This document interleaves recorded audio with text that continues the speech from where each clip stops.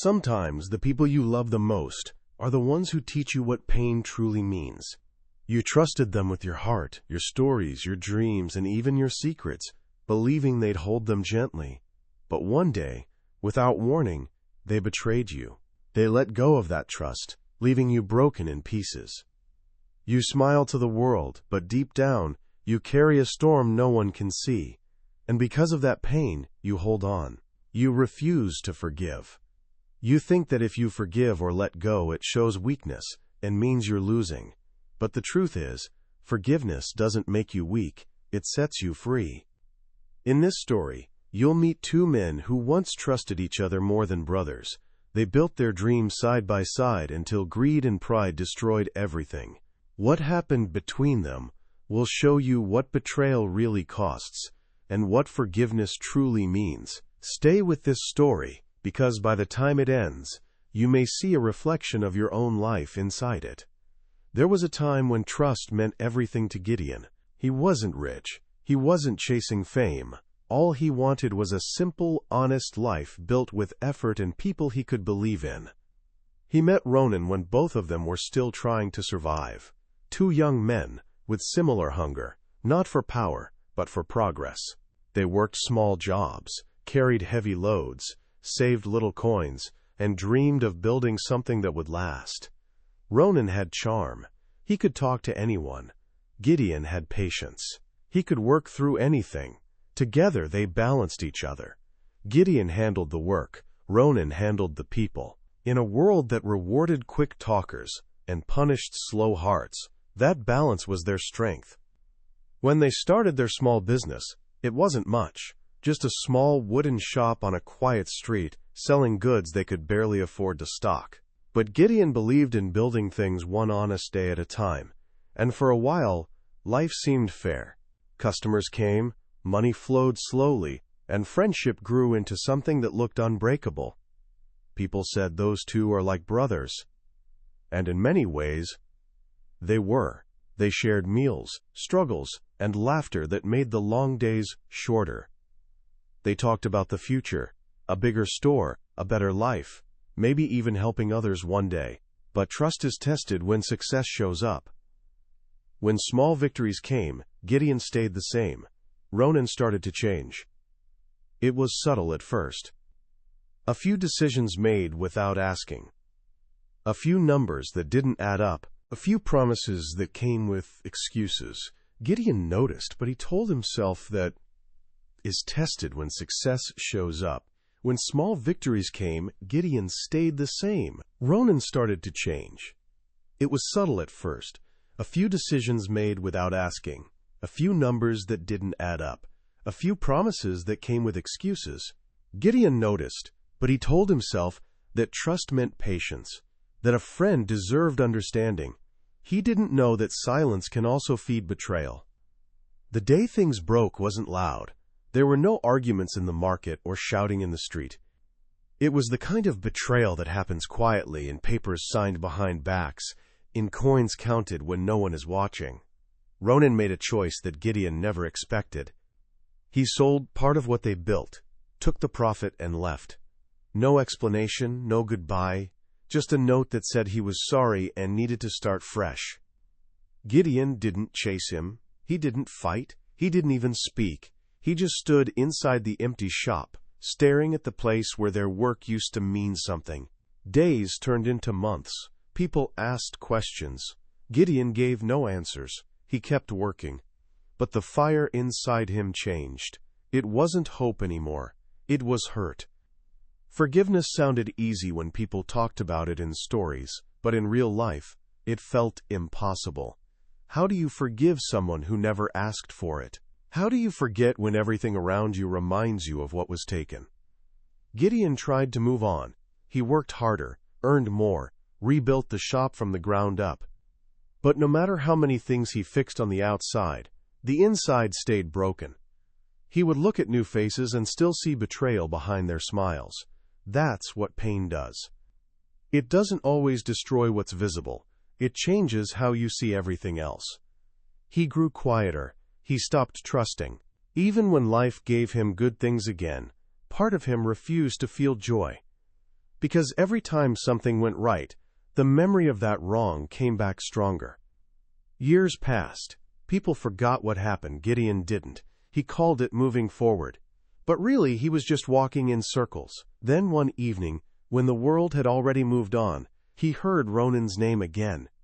A traveler passing through town mentioned a man who once had everything but lost it all. Business gone, family gone, health failing.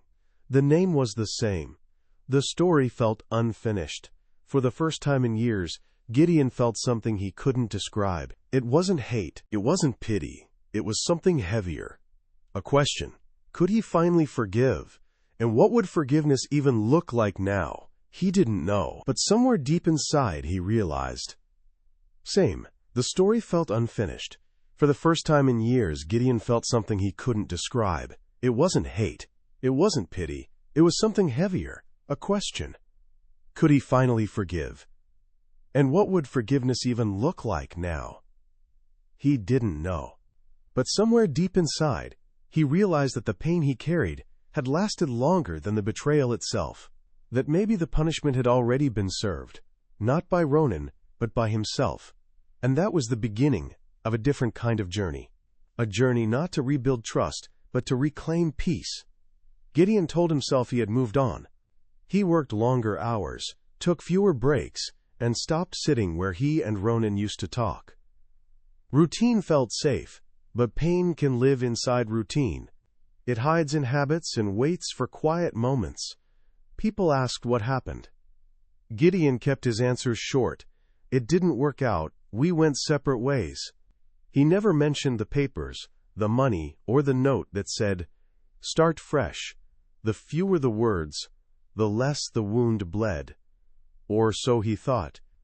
Gideon was married once to Mara, a woman who believed in quiet strength more than grand promises.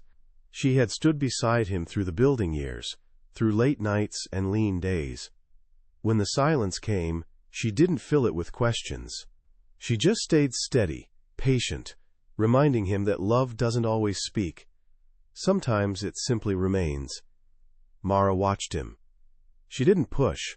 She made sure he ate, kept the books balanced, and checked things he double-checked. She knew advice couldn't fix a heart that wasn't ready. One afternoon, a supplier offered him a cheaper deal if he'd stop selling to certain clients. Ronan's new buyers were on the list. Gideon understood the game. It was a chance to hurt the man who'd hurt him. He read the paper, folded it, and handed it back. "I don't make decisions like that," he said. The supplier argued, but Gideon stayed calm.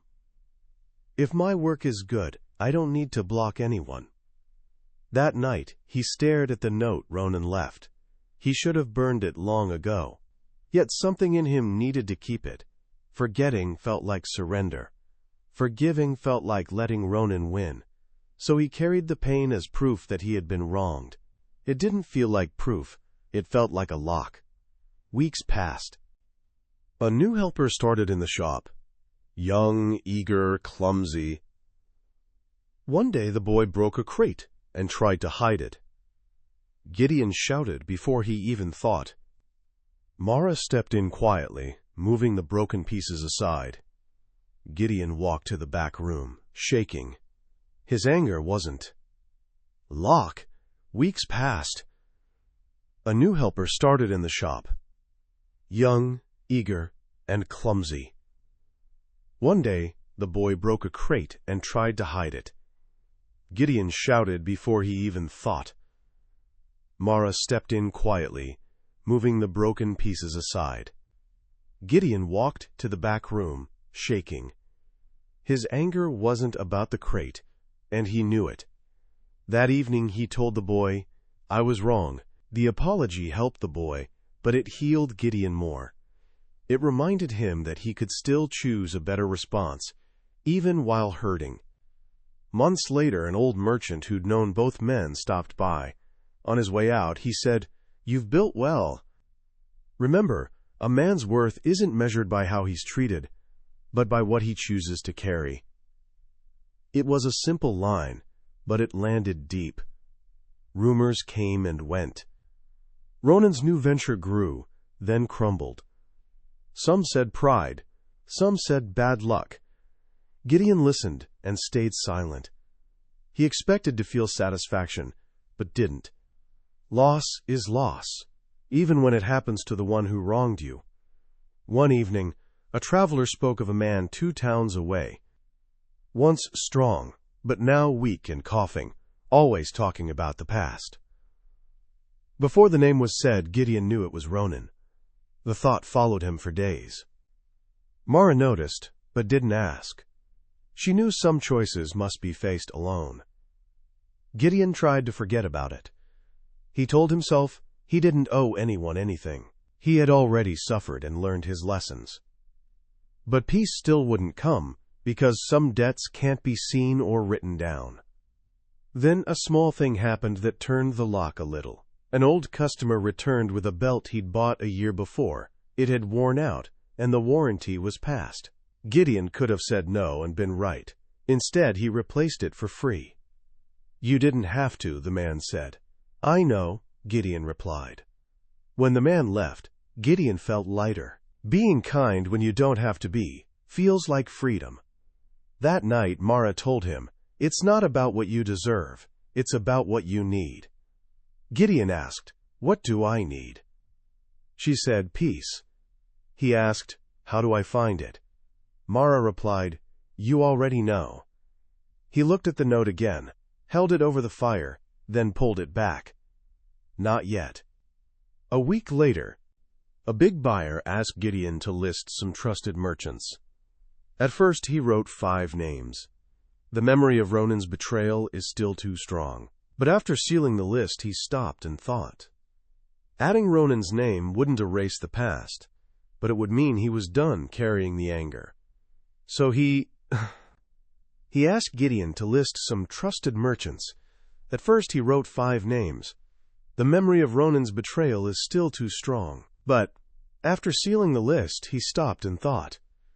Adding Ronan's name wouldn't erase the past, but it would mean he was done carrying the anger. So he opened the list again and wrote Ronan's name. No explanation, just a quiet choice to let go. That night, he slept better. Not joy, but breath. Days later, a letter arrived. The handwriting was weak but familiar. "I heard you wrote my name on a list. You didn't have to. Thank you. I'm sorry for the past. I can't change it. I hope your days are lighter now." No signature. None needed. Gideon placed it in the same drawer as the old note. One a wound, the other a mirror. He held both in his hands and realized he could only keep one. Gideon started to change in small ways. When customers argued or orders came late, he didn't see them as another Ronan. The world was the same, but he had become calmer. The pain was still there, but slowly fading away. Then he heard that Ronan had fallen seriously sick. Not a cold, something that drains a man completely. Gideon stood in the doorway of his shop for a long time, remembering 2 young men counting coins and dreaming of never breaking. He couldn't erase that picture. That evening, Mara found him sitting at the table with both letters open. "He is sick. I want to visit him, but I don't know what to do," he said. "You do," she replied softly. "You just don't like that it's hard. If I go, I won't know what to say." "You don't have to say much," she said. "Sometimes presence is the sentence."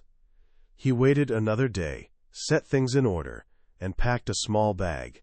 He walked to the road, arguing with himself, listing reasons not to go, replaying the old wound, reminding himself that forgiveness shouldn't cost this much. He walked anyway. When he reached the town, someone pointed him to a small house. He stood at the door, debating whether to knock. Time doesn't wait for permission. He knocked. A tired-looking woman opened the door and let him in. Ronan lay weak on a bed near the window, older than his years. When he saw Gideon, he tried to sit up. Gideon raised a hand. "Don't." Silence filled the room, heavy but honest. Ronan spoke first. "I didn't expect." He coughed, then whispered, "Thank you for coming." Gideon didn't answer immediately. He hadn't come for speeches. He'd come because no man can live forever with a closed. He tried to sit up. Gideon raised a hand. Don't. Silence filled the room, heavy but honest. Ronan spoke first. I didn't expect. He coughed, then whispered, Thank you for coming. Gideon didn't answer immediately. He hadn't come for speeches. He'd come because no man can live forever with a closed fist in his chest. He needed to see if peace was more than a word. Ronan said, I was wrong. I told myself you'd be fine. I told myself I deserved more. I told myself stories until I believed them. I'm tired of those stories. He paused. You don't owe me anything. Gideon sat near him. He saw both versions of Ronan. The partner who dreamed beside him and the man who betrayed him. Both were true. He couldn't erase one to honor the other. I won't pretend the past didn't happen, Gideon said. I know, Ronan whispered. I carried it too long. It changed me in ways I don't like. I don't want to keep living like that. Then, simply, I forgive you. The words were small. The cost was large. Ronan's shoulders shook. I don't deserve that, he said. It's not about what you deserve, Gideon replied. It's about what I choose. The air felt lighter. Same room, new weight gone.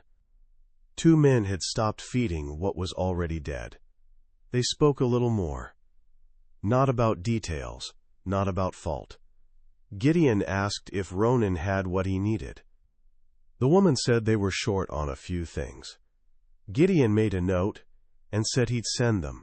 No big gesture, no scene, just quiet help. Before leaving, Ronan tried to apologize again. Gideon lifted a hand. We've said enough for today. At the door, he turned back once. Take care of yourself. A boundary, a blessing, both at once. On the road home, Gideon felt tired, not the tired that crushes, but the tired that comes after setting down something heavy. He didn't feel joy, he felt space. And space was enough for the first day. When he returned, Mara looked up from her work. She read the answer in his face. I did what I needed to do, he said. She smiled. Good. That night, he tore the old note in half and threw it away. He kept the letter of apology not as a trophy, but as proof that pain can change shape when you stop feeding it. In the weeks that followed, life didn't suddenly get easy. But Gideon had changed. He no longer expected the world to be fair. He chose to be fair anyway. He no longer expected everyone to be loyal. He chose to be loyal anyway. He learned that forgiveness. Stop feeding it. In the weeks that followed, life didn't suddenly get easy, but Gideon had changed. He no longer expected the world to be fair. He chose to be fair anyway. He no longer expected everyone to be loyal. He chose to be loyal anyway. He learned that forgiveness isn't a favor to someone else. It's a release for yourself. Forgiveness costs pride, the right to stay angry, and the comfort of being the victim, but the return is peace, the kind that lets you breathe again, sleep again, and look at your own hands without seeing a fist. Gideon didn't talk much about that visit. He just returned to his work and carried on, but something in him had changed. Not on the outside, not in his routine, but in how he breathed through his days. Before, every morning began with a heaviness that had no name. Now the weight was gone. The world hadn't turned kind overnight, but it no longer felt like it was fighting him. He began to notice things he hadn't noticed in years. The sound of tools in the morning, the way customers smiled when he listened to them, the quiet comfort of eating in peace. None of these things were new. They just felt lighter now that he wasn't dragging the past into every hour. Forgiveness didn't make him weak. It made him quiet in a different way, a kind of quiet that didn't hide pain, but peace. He didn't tell Mara what he had said that day. She didn't ask. She already saw it in his face, in the calm behind his words, in the stillness of his voice, the kind of stillness that comes only after someone has stopped running from their own mind. Weeks later, Gideon received another letter. It was short. Ronan thanked him again, said his health was getting worse, and that he didn't want to leave this world with unfinished words. The letter said, "If you ever think of me, I hope it's not with anger." Gideon read it once and didn't keep it. He didn't need to. He had already made peace with what needed peace. When people talked about Ronan in the market, some with pity, some with judgment, Gideon stayed silent. He didn't defend, and he didn't condemn. He had learned that everyone sees a story differently depending on where they stand in it. One evening, a young worker in the shop asked him, "Do you ever regret forgiving someone who hurt you that much?" Gideon thought about it. "No," he said. "Regret is what kept me from forgiving. Forgiveness is what freed me from regret." The worker didn't fully understand, but it. One evening, a young worker in the shop asked him, "Do you ever regret forgiving someone who hurt you that much?" Gideon thought about it. "No," he said. "Regret is what kept me from forgiving. Forgiveness is what freed me from regret." The worker didn't fully understand, but he nodded anyway. Some lessons take time to grow. Months later, word came that Ronan had passed away. Gideon didn't cry. He didn't feel relief either. He simply stood at the door of his shop, watching the people walk by, thinking about how easily time separates people, and how easily pride keeps them apart. He didn't attend the burial. But that evening, he lit a single candle on the counter. Not for Ronan, but for the peace that took him years to find. He didn't pray for forgiveness. He simply whispered, "Thank you," not because the pain was gone, but because it no longer ruled him. From that day forward, Gideon worked with a steady heart. He helped where he could. He spoke less about fairness and more about effort. He taught his workers that success without peace is failure in disguise. And every time he looked at his hands, he didn't see the scars of betrayal anymore. He saw the strength of someone who learned to open them again. Not to hold on, but to let go. Sometimes life doesn't give us closure. People hurt us, walk away, and never come back to explain why. We wait for apologies that never arrive. And we tell ourselves that peace will come when they finally say, "I'm sorry." But the truth is, peace doesn't wait for them. It waits for us. Forgiveness isn't about giving someone a clean record. It's about giving yourself a clean heart. Because when you carry pain long enough, it becomes part of your identity. You wake up with it. You talk through it. And even your silence starts sounding like anger. Gideon learned that the hard way. He didn't find peace when Ronan said sorry. He found it when he stopped letting the past make his choices. And that's what forgiveness really means. Not pretending nothing happened, but deciding that it will no longer control who you become. You don't have to invite people back into your life to forgive them. You don't even have to tell them. Sometimes forgiveness is silent. It's when you stop replaying the memory and start living again. It's when you stop seeking revenge and start seeking rest. It's when you realize that being right isn't worth being bitter. And yes, forgiveness costs something. It costs your pride, your right to stay angry, your comfort in being the victim. But holding on, the memory starts living again. It's when you stop seeking revenge and start seeking rest.